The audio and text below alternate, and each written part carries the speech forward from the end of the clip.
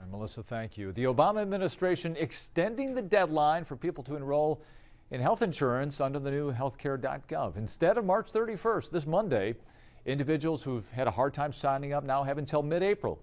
But some lawmakers say a short extension, a stopgap, simply isn't enough. And a new bill in the works could give people at least another year before facing a penalty. Washington correspondent Lauren Adams has the details from Capitol Hill tonight. 4 years ago, with the stroke of a pen, President Obama signed the Affordable Care Act into law. But that hasn't stopped Congress from trying to repeal it more than 50 times. They could have stopped at 30 or 25 or 10. We need to get to the business of the American people. They've made their point. Let's get on with it. That's how Democratic Congressman Dan Kildee feels about the attempts.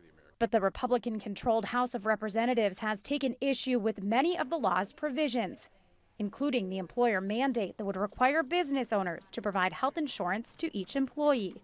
Recently, the Obama administration delayed that mandate for an additional year. Now some lawmakers want to see that same delay for individuals. The president, over 24 times now, has done something to alter his signature piece of legislation. And what's happened in that is that it's not helping the hardworking American taxpayers out there. Congressman Bob Latta says that's the idea behind the Simple Fairness Act.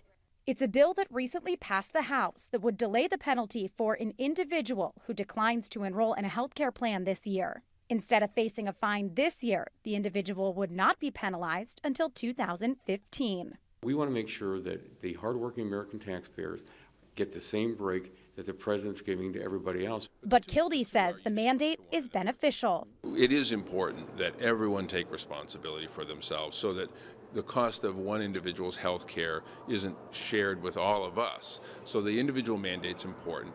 Since healthcare.gov was rolled out in October, more than 5 million people have signed up for an insurance plan.